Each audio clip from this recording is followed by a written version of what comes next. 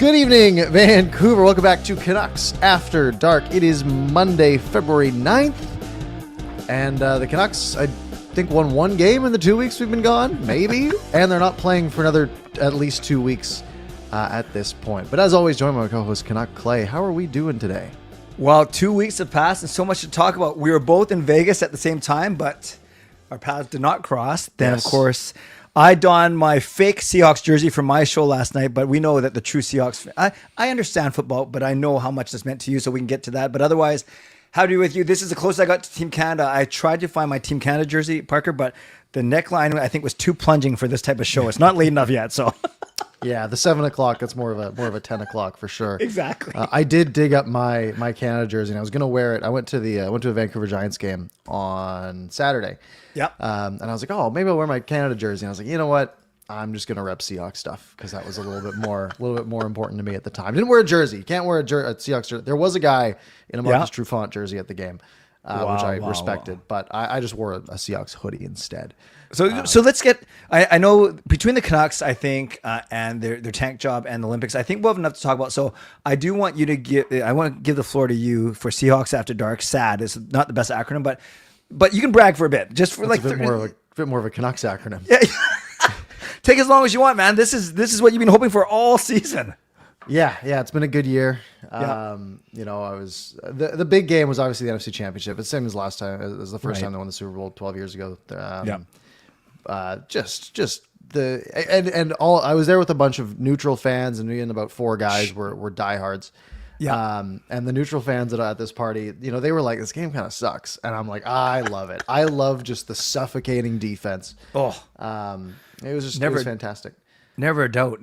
And then, even as they were pounding away field goal after field goal, it never felt like you're worried that, oh gosh, all it takes is New England to score. No, they were nowhere close in the first half. I was always nervous because you never know. It takes one good drive to get some momentum, and obviously they had that one touchdown drive, and I was a little concerned that maybe that turns into something, but that pick six, I mean, also that one pick that he threw to Julian Love over the middle that no one was there. I think that was my favorite moment of the night because Chris Collinsworth, who does the color, and I've really come to like Chris Collinsworth. Me too.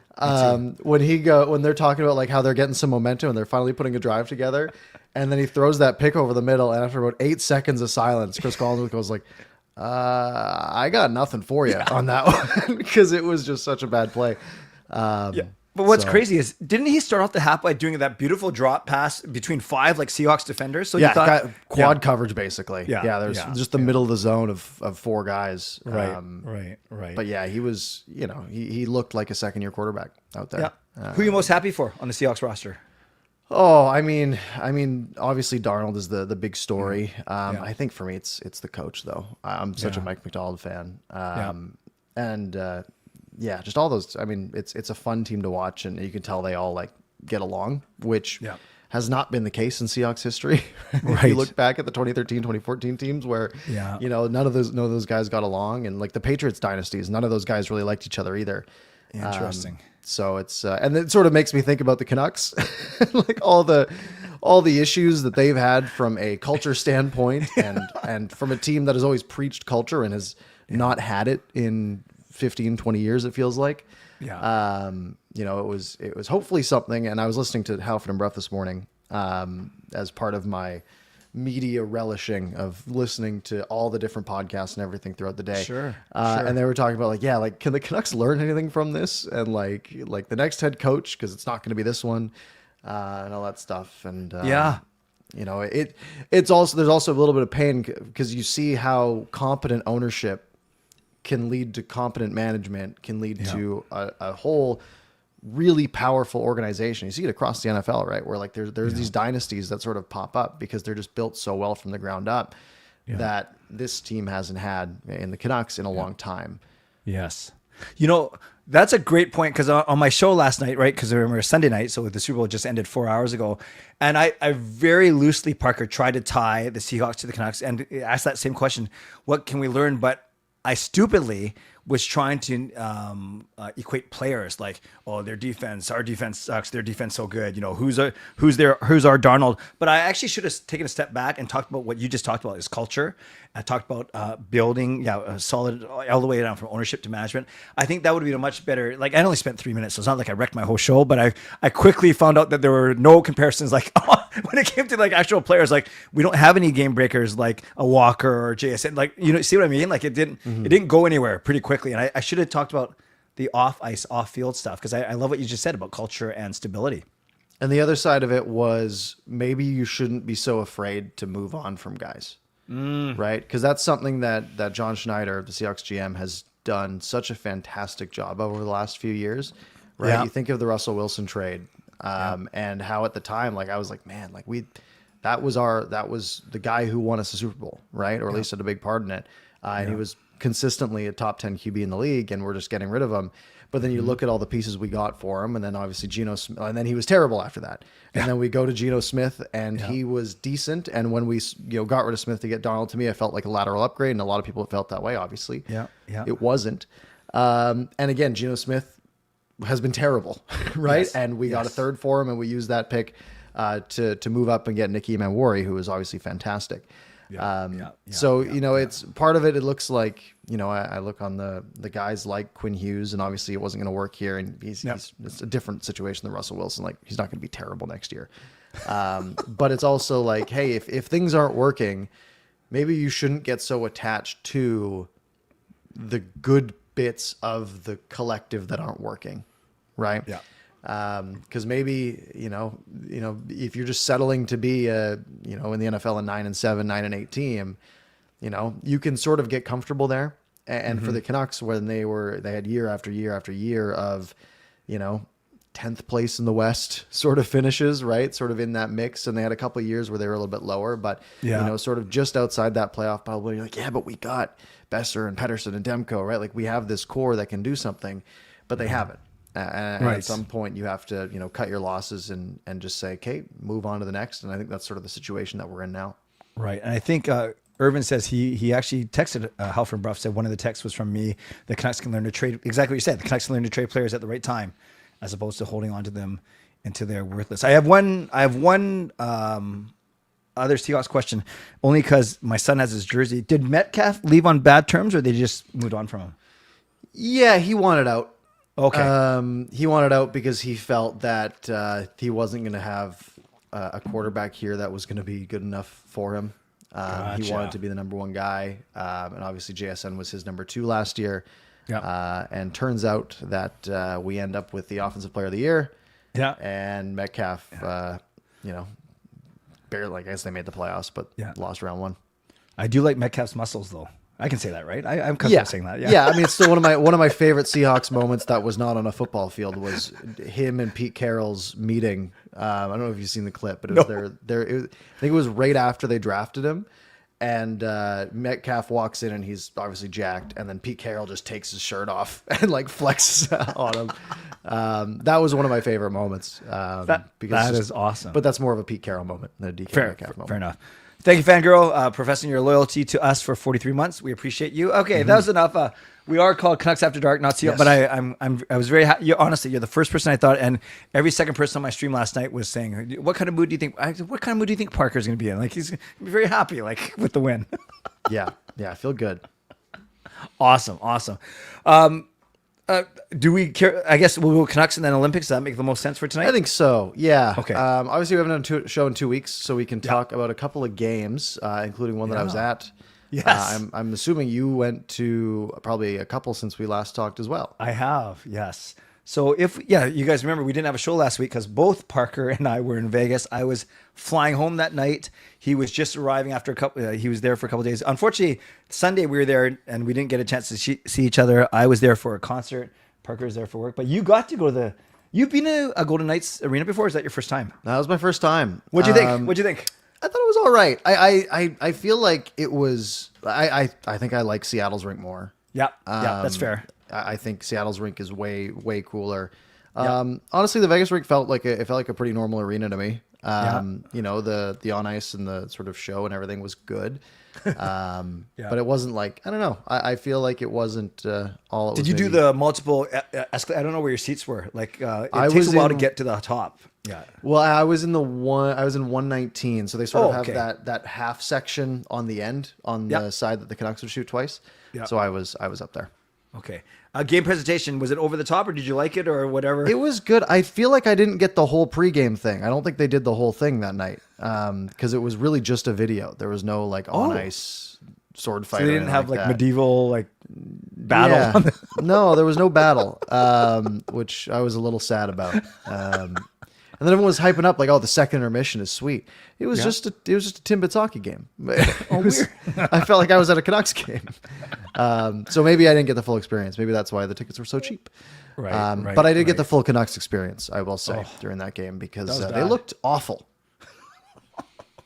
Didn't it force you to tweet for the first time in like months and you said Yep. this team is bad or something? I said they're even worse in person, I think is what I said. Because I was just sitting there. I was by myself. I didn't have, I was there for a work conference. So I had a few coworkers in town, but I was the only really real Canucks fan there. So I was like, yeah, I'll just get a ticket and go.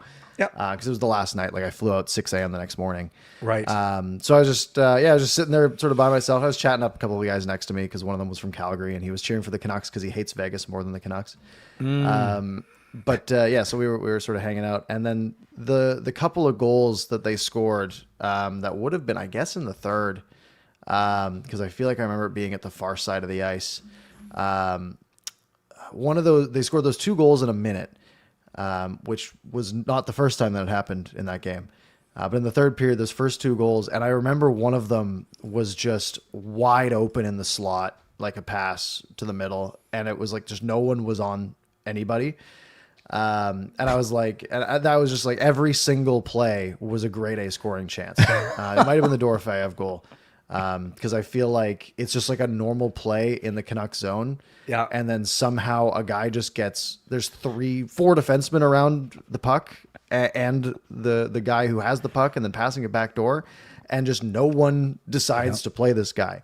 And I think that's what prompted me to go into my locked apps because that's where I keep Twitter for days where I actually need to get to it. And I said, and I made that tweet and then I closed it and that was that. By the way, thank you, Shannon. Becomes one of our supporters. And whatchamacallit? I want to answer this real quick. Fangirl says, so welcome, Shannon. And then Fangirl says, will the channel ever do member exclusive streams? It's hard, Fangirl, when we're only doing one show a week. So it's hard for the real estate's hard to come by during the season, but that is something we can certainly talk about for the off season for sure. So thank you for bringing that up.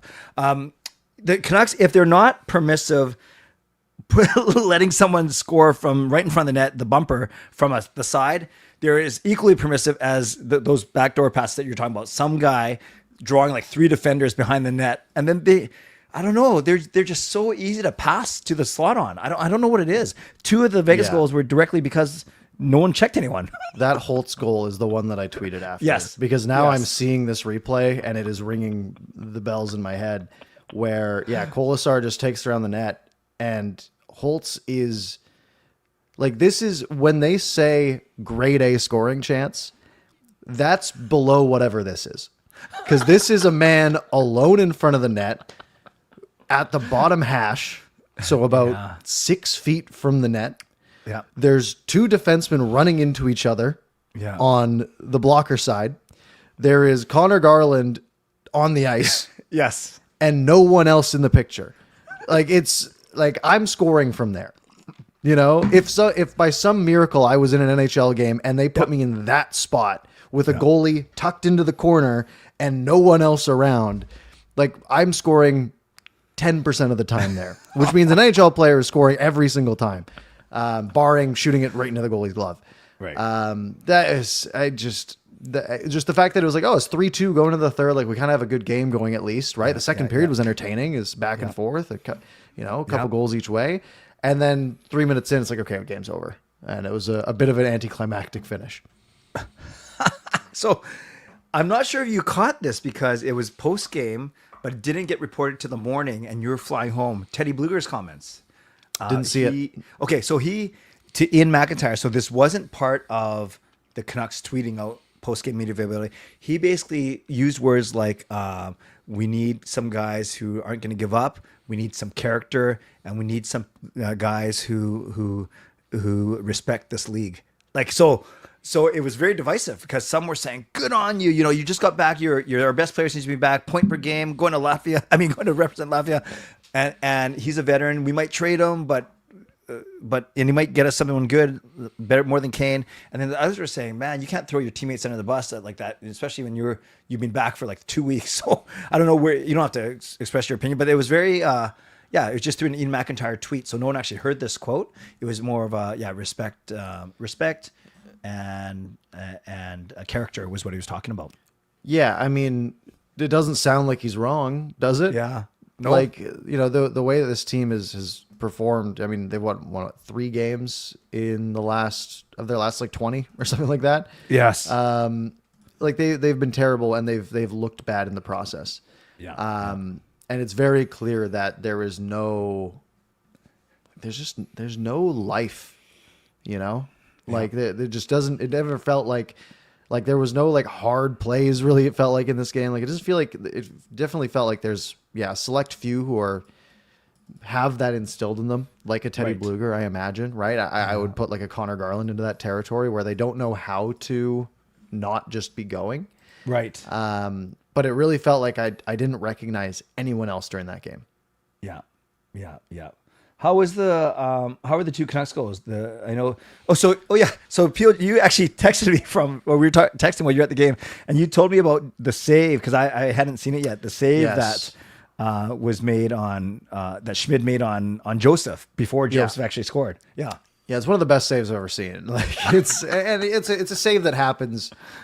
You know, it happens around the league 15, 20 times a year, right? But it was one of those ones where it was just a perfect. Like a perfect play that is a goal every time. Yeah. But then, you know, you get that diving cross body with the glove. Yeah. The place went crazy. And that was sort of a like deflator. It really felt like, right? I assume that was in the second period because it was on the opposite side of the ice. Right. But it was, you know, their goalie showed up. Schmid showed up in that game. Lankin struggled, but I gotta see what the expected goals were because the chances that the Canucks were giving up in that game were just terrible. Expected goals were I've got it here. Oh, good. They had only 3 expected goals to 1.7, so still pretty dominant. Yeah, and then the other goal, Ogren does a nice pull on the 2-on-1 and gives it to DPD. So I don't know if they were coming your way for that one. Or no. Every goal the Canucks score was the other way. Right. Yeah, that was a nice goal. A good shot from Pettersson, and then P.O. Joseph gets that one at the very end, just a point shot that was a nice little fake, sneaks it through. But like 2 not fantastic goals the Canucks scored.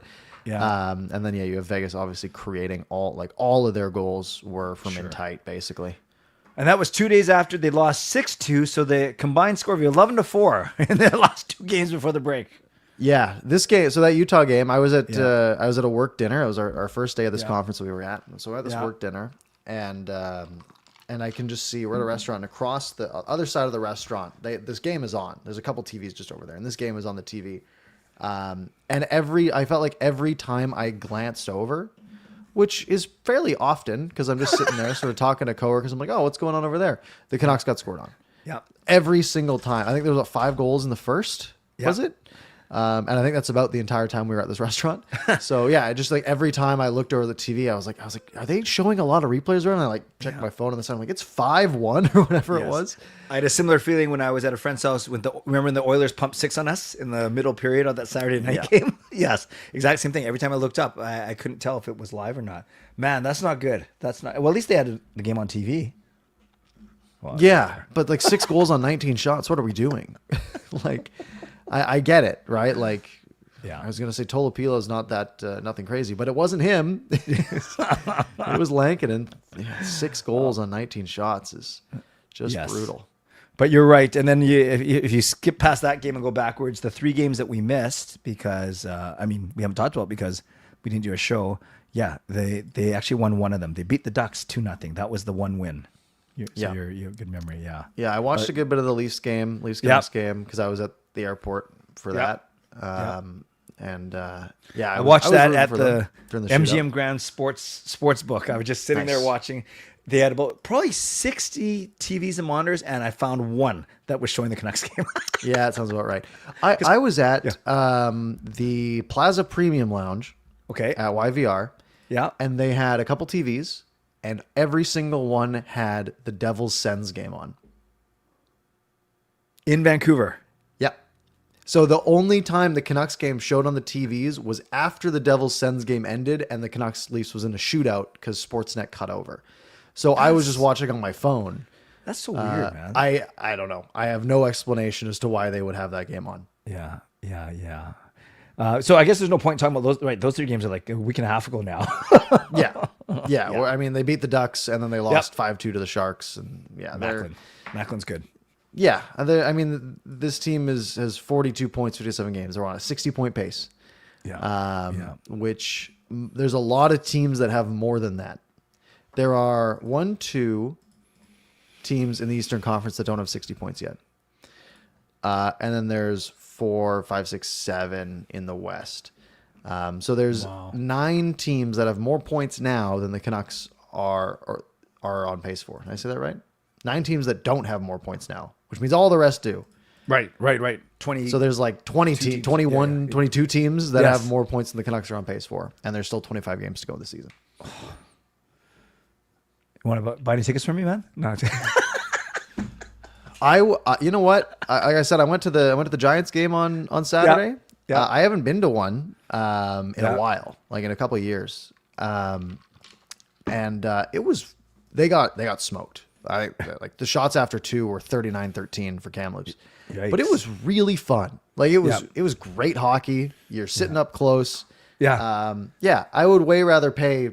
I think it was $22 to go to the Vancouver Giants game. Yeah. It was a way better time. Do the Blazers have any like NHL? They've got one guy who is like projected top 15, I want to say, this year. I'm gonna see if I could remember his name. Is it Herbert or Bem? Hurlbert, yes. Sorry, I can't even read. JP Hurlbert. Hurlbert, right winger. Yeah, he good? he scored. He's really good. He's sort of projected around 20th, it looks like. But good. he's like, it's one of those ones where like everyone looks pretty good out there, and then you can just tell like, oh, that guy is another, like he's better than everyone else. Like when he has the puck, he's dangerous. He's got 83 points this year. I guess he's doing fine. Yeah, that's good. Okay, we'll look for this guy Hurlbert.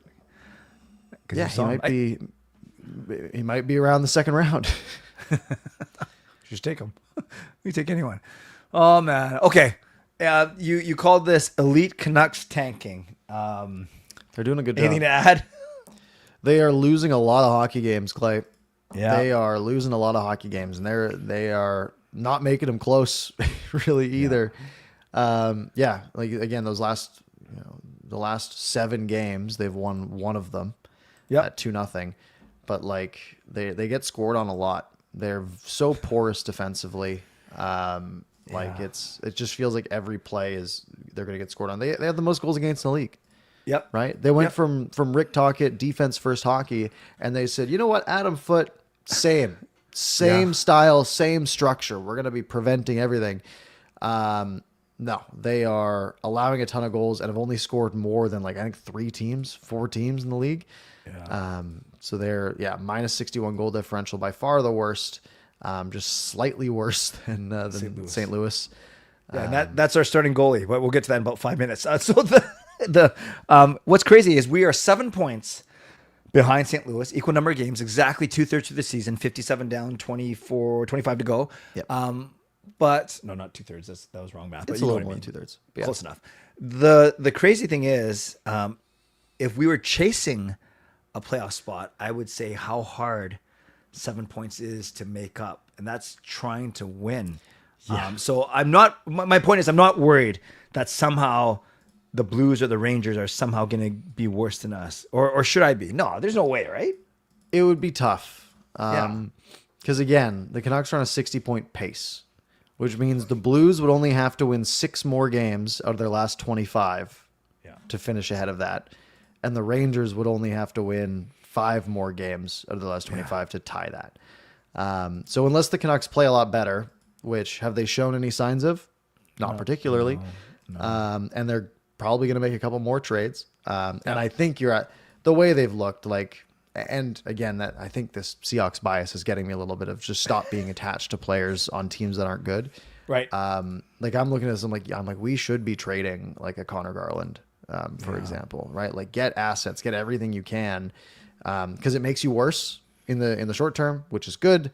And then hopefully, in the medium to long term, you have guys who are actually going to be valuable to your team instead of a, 34-year-old 5'8" forward. Right. At that time. Okay, so last Canucks thing, between the roster freeze being lifted, and then the March 6th or whatever trade deadline, I know we got a couple more shows between then. Do you expect all 3 of Kempf, Bluger, and Kane as the UFAs to be traded? And then do you expect any of the guys with term to be traded? Yeah, I figure you might as well trade all those guys. Yeah. I don't see, because you cannot make the sheltering young guys argument when they're doing that bad of a job at sheltering them. Right. It's like, oh, well, you don't want to lose too much because it's going to hurt the culture and it's going to hurt these young guys. We are past that, right? We are close to 2017 Colorado Avalanche levels of bad, right? I think they finished with 48 points. We'll do better than that, but maybe 10 points better. Yeah. So yeah, I think at this point it is just fire sale. Sure. Put in like grab some AHLers back, like even in these trades, right? If you have to say, yeah, we'll get a 5th and a depth veteran AHLer that we can, good for this vet AHLer that we're going to get them in some NHL games because we just need bodies that are veterans that we're not worried about ruining. And they don't cost anything. But I feel like at this point, like, yeah, maybe you don't call up the 20, 21, 22-year-olds to get hammered in the NHL. But if you can go pick up some 28-year-olds who have never played an NHL game, sure, throw them in. Yeah, and I think the Bluger trade and the Kane trade are going to look a lot different because of the salaries, 5 versus 1 point whatever Bluger makes. Salary retention is going to be on Kane for sure. Bluger would just be, but some are saying that Bluger is going to fetch a higher pick, even like a 2nd or 3rd, because he is playing so well and he's a center that can kill penalties and it got a bit of grit to him and he might be even more, I don't know, reliable in the playoffs. Although Kane's kind of built for the playoffs too, but hasn't done much, right? Yeah, Bluger feels like a very stereotypical low-level rental. Yeah, right? yeah, Like I agree. just depth forward. Like, hey, we're worried about having an injury. He'd be a good guy who we can, put on the 3rd or 4th line, see if we have to. He's been there before. He won the cup, right? He won with Vegas. Yeah. Yes, like, yes. Yeah, it just seems like a no-brainer for people to be going after a guy like that. Especially when, we don't know how many sellers there's necessarily going to be. There'll be a handful, but there's going to be a few buyers as well. Kane carries way more risk, right? Just from a culture perspective. But I think again, someone will make a move on him. Hey, Jarrett's popped on my show before, but I like this. Cool. I like these guys. Well, we like you, Jarrett. And so let's answer one Jarrett question and then we'll move on to Olympic stuff. Are you optimistic about Lekaramaki? Have you seen some promise there? Cautiously. The thing is, like, he hasn't, like, he's good at the AHL level, right? Yeah. And he's always, like, he's been good basically everywhere he's played, right? And he was good in an adult league, right? The SHL, he had 19 goals in 46 games in 23-24, right? And then, last year in Abbotsford, he had 19 goals in 36 games, again, in a men's league. Yeah. And then this year, he's got 11 goals in 18 games in the AHL. Like, he's scoring at basically a 40 goal pace in the AHL. Obviously, it doesn't translate. Yeah. But he's still 21. I don't think there should be any rush to move on from this guy. Yeah. I think it's, you just keep letting him grind until the point where he is so dominant at the AHL level that you have to start expecting him to make the jump. Yeah. But like, yeah, if he played a full, 50 games in Abbotsford this year, he would be on pace for like 30 goals. That's fantastic. Yeah. The problem is when he comes to the NHL level, he's pretty invisible.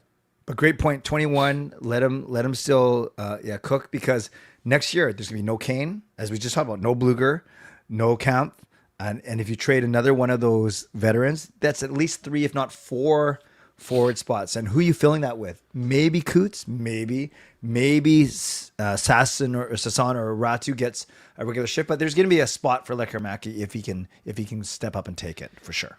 And I don't know what I get, like, there's not a lot of positivity around the team. So you want the story. You want, like, hey, let's get Lekkerimäki up here and score 20 goals, right?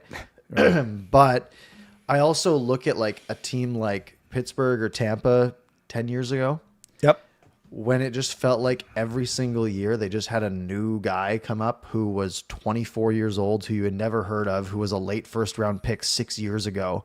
And suddenly this is a 50-point player and he's a big contributor to a cup run. Right. The Canucks don't really have that luxury because he is one of the few in the prospect cupboards, and he was, a mid first round pick. And he's got, obviously, he's a goal scorer. So it's there's that level of excitement as opposed to like a two-way guy, for example. But there shouldn't be a rush to get him up, right? He's played a handful of NHL games. That's fine. If you look at the 2022 draft, right, most of the guys drafted around him have played a similar number of games, right? Like Ogren, who we have, he's played 72 games. I go a little bit, sort of in that area. So many guys who are around 30 games played, right? Like Connor Geeky's at 58, Matt Savoie's at 63. Obviously there's the guys on the top end who are closer to 200 now, but they made the league right away. But a lot of these guys, like, Ivan Miroshnichenko, he's at 43 games. Owen Pickering's played 29. Like everyone sort of in that area is, they're just starting to get a little bit of ice time. That's fair. It's funny how time changes things, because I remember when it looked like we'd be losing Brock Besser to free agency, and then I don't know about you, but in my head, I said, perfect, that's the slot for Jonathan Lekkerimäki, right? A top 6, right shot, quick release, blonde-haired, good-looking forward. And then Besser resigns. I was happy for a while. Then he kind of not doing much this year, although he just got engaged, so good for him. And then Lekkerimäki's still in the AHL. But you're right. There's no rush for him, but I do see an opportunity for him next year if he wants to step up and grab it, for sure. Yeah. Okay, let's do this. To see it, Yes. I know you got to get to your hockey game in a little bit, so let's do 15 minutes of Limpet Talk, do a couple questions from the peeps, and then that'll get us to our end time. How's that sound? Sounds good to me. Are you excited about this or what? Best on best. First time in 12 years. I'm very excited. I was sitting there and I was like after the Super Bowl, I'm talking to my friends. I'm like, guys, we get to do this again in 2 weeks. Hopefully we have a Team Canada gold medal game and we get to all get together and have a good time. Probably, I'm assuming it's like a noon on a Sunday or something. The finals. So. Yeah. But yeah, it's very exciting, and seeing the lines starting to come out. Yes. Right. So Puckpedia has them all on their. Actually, before we do that, I just want to show you this. So these are the groupings. So what happens is you play, and for everyone else, I know Parker knows this, but for everyone else, you play everyone in your pool once. So you have 3 games. And then the top 4 across all 3 pools get a bye, and the other 8 teams play each other. And that's how you whittle down to 8 quarterfinals, semis, blah, blah, blah. And they are ranked, Canada's number 1 in the world, Finland's number 2, US is number 3. So they're the headliners of each group. And then 4, 5, 6 are slotted accordingly. And then the host, Italy's in there because they're the host, and then all the other teams. So, like when you look at this, Canada and Czechia, it would make sense. Finland and Sweden and US and actually the second spot in the Group C is kind of, Group C is really weak. I mean, Group A is pretty weak too. Oh yeah, I guess they're all weak. What's really fun here on Puckpedia is they show cap hit. Which is fun. So Team Canada, $189 million cap hit. Okay. Team USA, $200 million. What? So they've got a little bit more money on their roster. But then you look, I'm just looking at the group, right? If we sort of want to talk about our group. So Canada, Czechia, Switzerland, France. Yeah. Czechia is at 61.7 million. So almost an NHL Yeah. You know, Yeah. almost NHL salary.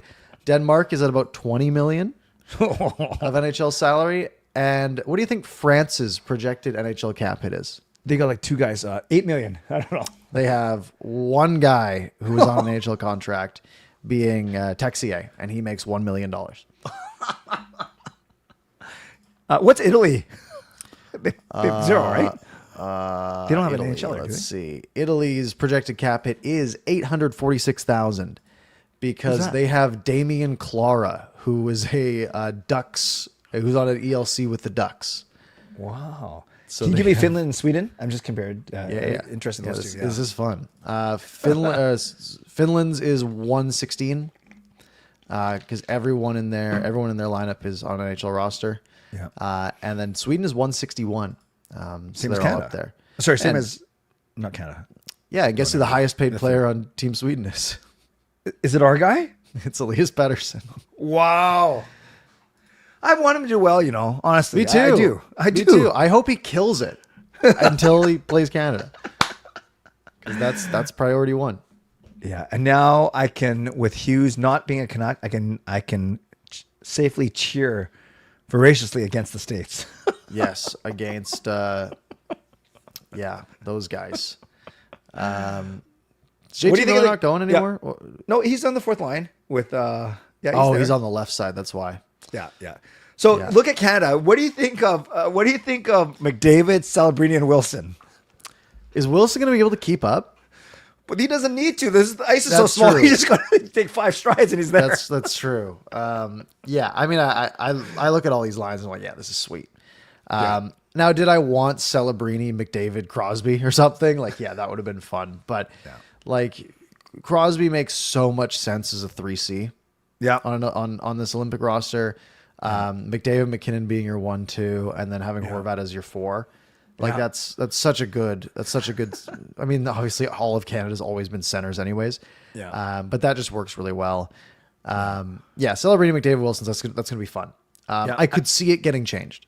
Yep, for sure. Like And I heard John Cooper. It was on another show, but they referenced John Cooper saying that he actually said like 23 minutes in the NHL.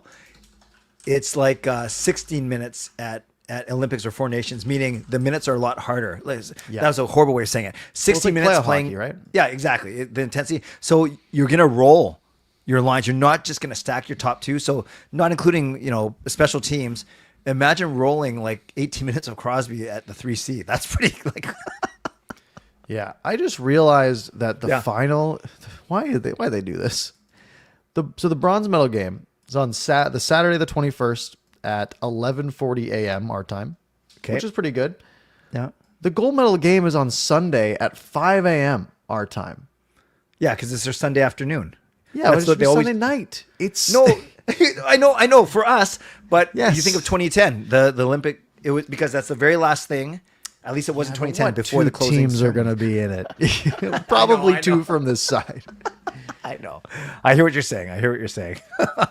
That's really, really funny. So Canada's 3 games. They open Yeah. against Czechia Thursday morning. I'm going to block my toughest- calendar off. but- Toughest game in the pool. Yeah. So open against Czechia Thursday morning at 7:40 our time. Yeah. And then they play back-to-backs. They play Friday at noon Pacific. And then they play Sunday at 7:40 Pacific, 7:40 a.m. Yeah. It's like I'm gonna watch all of them. I'm gonna be fairly interested for the Czechia game, Yeah. but I'm not thinking too in depth about the Switzerland and the France games. No, me neither. Philip Hronek, if you look at the Czech roster, their top 2 lines, except for David Kampf, are pretty good. Pasternak, Natchez. But then their D is really bad. Like Hronek's going to play like 30 minutes, 35 minutes. And then their goaltending, we'll see. It's Dostal and some other guy. Yeah, he's gonna. Yeah, so it's Hronek and David Šimik, You're right. Radim Šimik, who played 209 NHL games. Okay. It's been a few years though. Right. But yeah, David Camp 2C. Yeah. Great. Playing higher in their lineup than PD is, and PD's a 3 We might three get left to winger. see. Maybe we get to see Camp and Pasternak out there together. Just 2 stars. Yes. Okay. So I was going to ask you about. Oh, Goaltenders. Yeah. Binnington, Thompson, and Kemper. Yeah. Kemper. Yeah, Darcy Kemper. Yeah, Binnington's a tough one for me because he's been bad. Like he's been bad this year. However, a year ago, he was really, really good in international hockey. Yes. Now, Logan Thompson has had a good year. He's got a 912. He had a 910 last year, he had a 908 the year before, 915 the year before that, 914 the year before that. So he's got a career 912. He's played 14 playoff games over across 2 seasons. One of those seasons, he had a 921 in 4 games. He had a 917 in 10 games. So he has never had a year with a negative goals saved above expected. So he has always been a very good goalie. This year, he has saved 18 goals above expected, about half a goal above expected every single game on average. Last year was 0.6 every single game. He, to me, seems like a no-brainer to be the starter. But obviously, they'll each, I'm sure Binnington and Thompson will each get a game. Right. And then they'll probably pick who they want to be their guy, I guess, in the France game. Yeah. And have him play that. Right. But I feel like Thompson just is the smart money. Yeah, I like him too. But you're right. Binnington will probably get every chance to lose his spot. Just kind of, you're not telling me how old you were, right? Because I know you're not younger than me. But 2010, it was so funny because the vibe here was they were just waiting for Brodeur to slip up just once so they could put Luongo in, right? And that, Luongo was good. He wasn't amazing, but he was good. Pull up the USA roster, please, if you don't mind, because I love your reaction. You got Eichel with the 2 Canucks, and you got Matthews with Boldy, right? Is that correct? Boldy and Gensel, yes. Yes. So what do you think of those top 6? It's good. I don't think I knew. I obviously knew from last year, but before last year, I had no idea Gensel was American. It just didn't seem right to me. Right. But yeah, look, the Canucks playing together is really funny, and it makes a lot of sense. And obviously, Eichel's fantastic. Matthews gets a really good setup guy in Boldy. Gensel can score too. Larkin, Thompson, Connor. I see some weaknesses there. And then Nelson, Miller, Hughes. I still can't believe JT Miller's going to play. Put Clayton Keller in or something. Yes. So our fourth line, wasn't it Horvat, Hagel, and Reinhart, right? Versus Miller, Nelson, and Hughes. Yeah, that'll be interesting. Yeah. I like the USD though. I was just gonna say I don't think we really talked. Yeah, the Team Canada third line is like Crosby, Marner, Stone. Yeah, that's awesome. Yes, that's an awesome line. Yeah. Stone's so good. He's so well. You saw him. He's so smart, isn't he? Like that's the one thing I noticed. He's always in the right place. Yeah, you don't really notice him on the ice, right? Because he's not flashy. He's not fast. But he's a fantastic player. I agree. But yeah, this State's defense is it's good. There's a lot of talent there. Obviously, Quinn Hughes, Charlie McAvoy. That's 2 very good number 1 defensemen. Slavin is one of the best defensemen in the league. Yep. Right. I don't think that's not really close. He's probably a top 8 defenseman in the league, maybe. Yeah. And Faber's right up there. Obviously, he's on the younger side, but he's he can do some stuff.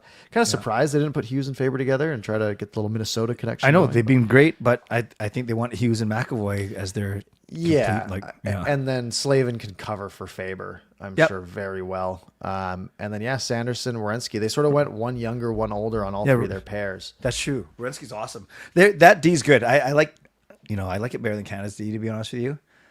I like our forwards better than the U.S. forwards because I think U.S. don't have game breakers like we do in Celebrini and then the goaltending. I like the U.S.'s goaltending, so I don't know. Yeah, I think the U.S. has an edge behind the run of play. Canada has they have a big edge up front. I feel like because I feel like every single person on that roster can score 30 goals, basically. I guess everyone in the States probably can too. Maybe not Brock Nelson anymore. He probably has 30 goals or something this year now that I say that. 29. Yep. Who knew? What does JT Miller have? What does Miller have? 4 maybe. 14. Oh, okay. Okay. And he's been really bad lately.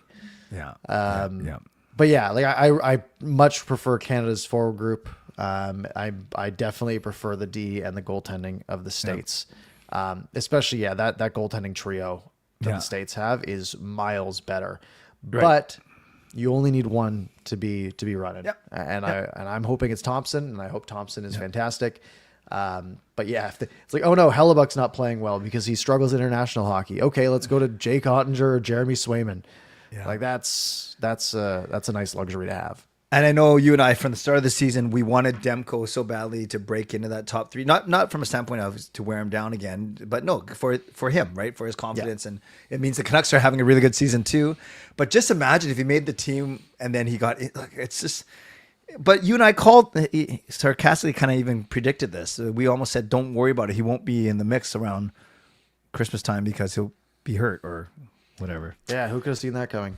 It's too bad. It's really It is too bad. Now again, like even if he had been healthy this year, like who would he have beaten out of that trio? Yeah, like he might not have, unless he was having another Vezina caliber season, he might not have made that top three. Sure. Let's do one more roster. Let's do Sweden because there's PD there, and Sweden's always intriguing to me because they got great D, at least the top four. Well, you'll see when you pull it up.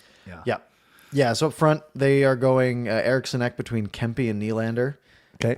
That's a decent line. I'm not. Is Eriksson Ek having a great year? He's got 40 points. He's doing. Well, they're fine. thin through the center. They got good wings, but not them. Yeah. What do you mean they got the highest paid center in the on the whole roster? Second line, former Canuck Lindholm, between Forsberg and Lucas Raymond. Mm-hmm. I don't really know how I feel about that either. Yeah. Pettersson, Raquel, Zibanejad. I like Zibanejad with Pettersson. I think that might work. Yeah. And then their third line is Landeskog, Holmberg, and Jesper Bratt. So they have a lot of good players up front, but they don't have any. They don't really have the game breakers, right? Like Philip Forsberg is not Philip Forsberg of 7 years ago. True. That's right. Nylander obviously is still very good, but I don't necessarily think he's the 98-point Nylander that he was a few years ago. And that might just be because the Leafs are bad, and that's why I'm projecting that. Zibanejad still puts up points somehow, but he's lost a step, right? He's definitely slower. They're just an older team. Yeah, that's a great point. Yeah, they're not the most fleet of foot when you list those guys out. No, but they'll be tough to play against, I'm sure. Yeah. And then on D they go Forsling, Dahlin. That's pretty sick. Yeah, that's good. It's a great pairing. Hedman and Rasmus Anderson, who's also very good. Yeah, I saw two people in Calgary Flames Rasmus Anderson. Oh yeah. Jerseys at the, how did at the Anderson Vegas play, game. by the way? Yeah, how did he do? It was fine. Yeah. Okay. Whatever. Yeah. Okay. Yeah. We weren't pressuring him that much. And then their third line is Broberg and Erik Karlsson. Yeah, I mean they don't have. Yeah. I wonder who the extra defenseman is. It's not OEL, is it? OEL's one of them. Wow. And Hampus Lindholm. Imagine OEL and Erik Karlsson, like combined age of 120 on the Yeah. And they're goaltenders? So they have Phil Gustafsson. Yeah. Markstrom is projected to be their backup, and then Wallstedt as their press box guy. Okay. So both Minnesota goalies. Oh, interesting. Plus Markstrom. So it'll be Gustafsson for sure. There's no way they're. Yeah, Markstrom led in 9 against recently. Yeah, okay. Yeah, okay. I'm sure Markstrom will get a game. Yeah, just as like as a vet, but he's not been good this year. So barring something crazy, are we looking at a Canada-US final, Parker? Yeah, I have to look at exactly how the structure works to make sure it's possible. I guess anything's possible this early. Because there's only 3 groups. Right. I hope so. I think it would be the most fun. I would love to apparently wake up at 7 a.m. on Sunday, 2 weeks from now, and be hopefully popping champagne at 10 a.m.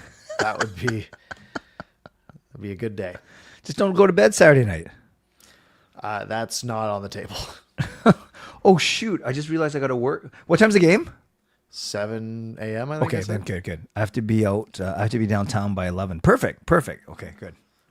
Oh, sorry, it's not 7. It's at 5. Oh, even better. No, Yeah, it's 5 not. in the morning. Okay. Then I'll make it for sure. Very good. Yeah, well, Very maybe good. maybe I won't sleep Saturday night. Or I'll go to Right. bed at 6 p.m. Yeah, exactly. We got time for 5 minutes of questions before Parker's got to go for his hockey game. Who are you playing tonight? Or will you win? I don't know. I actually haven't looked. Okay. I know we had a full roster, and then we lost a whole line of people, and now I think Yeah. we're back to almost a full roster. So I'm Gotcha. hoping we still have skaters by the time I get there. Here's a good one to get us going. Peter says, if Bedard did not get injured, or let's just say if he made the team, where would you slot him in? Yeah, you'd want him to be in the top half of the lineup, I think. Yeah. Because, looking at the sort of the depth, it's really like Celebrini's spot, probably. Yeah. I don't really know who else you'd want to take out. It would be different if he was a 100-point player right now, but he's not yet. Yeah. Yeah. So you wouldn't play him. I wouldn't play him as a center. Like, who are you going to take out? You're not taking out any of the top three. Yeah. Yeah. No, yeah. you're like, you're putting him in sort of like Marchand's spot, and then you're moving Marchand down, and then you're pulling someone else out. But like maybe you're pulling Hagel out, moving Marchand to the 4C spot, and then going Bedard, McKinnon, Suzuki. But otherwise, yeah, I just don't see where he really slots in. Because there's nothing like Bedard has so much talent, but like every other guy can score. Yeah. Right. So you want the guys who are bringing a little bit more. Right. Japan for Big Seahawks. And I figured this is the one night where we'll not even let it slide. I'd be interested because I have no clue what he's talking about. So you read it and you answer it. Seahawks first rounder and Reek Woolen for Max Crosby? Probably. Yeah, in a heartbeat. That would make this defense way better. What does Max Crosby play? He is an edge rusher for the Raiders. Okay. And Woolen is what for? He plays Seattle right corner. now? Okay. He's our sort of number 2. Was he number 27? Yeah. No. Oh, okay. I actually remember seeing his name. Okay. Trying to just pretend I'm cool and fit in here. What do you think is going to happen with Braden Coots next year? Abby? Does he get another year in the dub if he wants it? Yeah. I don't even know. I always forget how that works.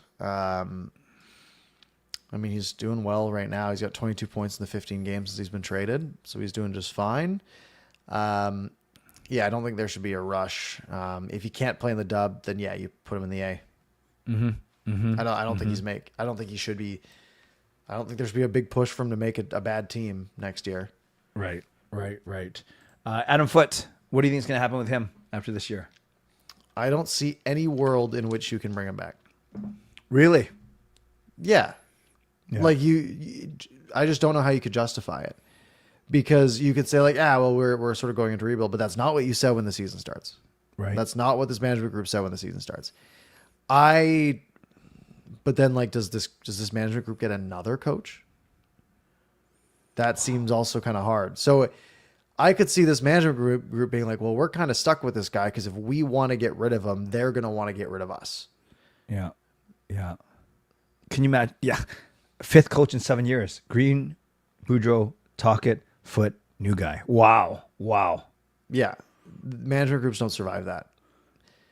Like Holy that enough should be an indictment to just be like, you know what?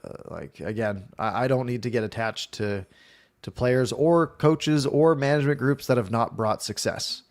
Yeah. Get rid of everyone if that's what you want to do. Imagine this. This is a good question. Canucks just need to trade all the remaining questions from the last core, which includes PD, Besser, and Demko, and start again with Coots, Leckerback, and whoever we draft. So we have 4 picks in the first 2 rounds, correct? Yeah, that sounds right. 4 picks in the first 2 rounds, and you can use those, wheel and deal, combine them, blah, blah, blah. So those 4, plus I guess you have young guys like Ogren, Villander, DPD, Coots, Leckermacky. Yeah, I'm also hesitant to be like, this is the next core when we're talking about 2 15th overall picks. Right. That's not, if we're top 3 pick, top 2 pick, that's where you start, because you think back to 2016 and like the guys we were like, oh, like this is the future core, right? Cole Castles, he shut down McDavid, right? Oh, Dane Fox finished the gross grind or whatever we were excited about him doing, right? Like these, like, maybe these guys are middle of the road guys on the future, good Canucks, but I wouldn't get too attached to them being the core necessarily. Yeah. Yeah. I'm not sure how Verlander looked in Vegas. I really like it. Rick Dollywall was singing his praises because apparently he went back to Sweden to work on some skills with the skills and training coach, which is pretty cool. Like Dollywall was just saying, it shows a lot of maturity for a young guy to not just skip off to Mexico or whatever, to actually go back and work on his game. I don't know. Yeah. Bluger wasn't talking about him. yeah, exactly. That's a great point. That's a really, really good point.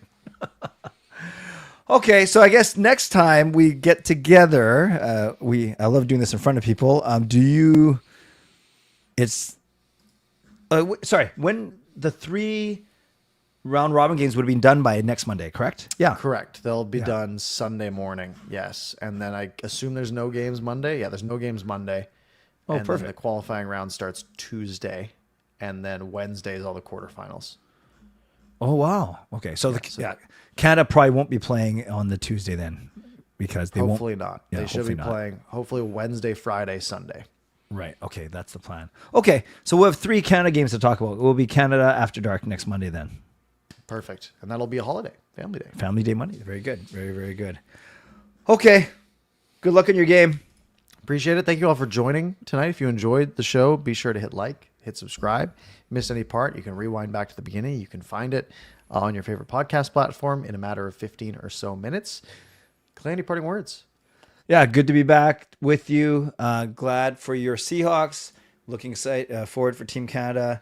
And I'm live at 11 tonight if anyone wants to go away and do something and come back and join me at 11 o'clock tonight for some open mic so I can rest my voice and just let you guys talk all night. Excellent. Thank you all for joining. Have a good night, and we will see you next time.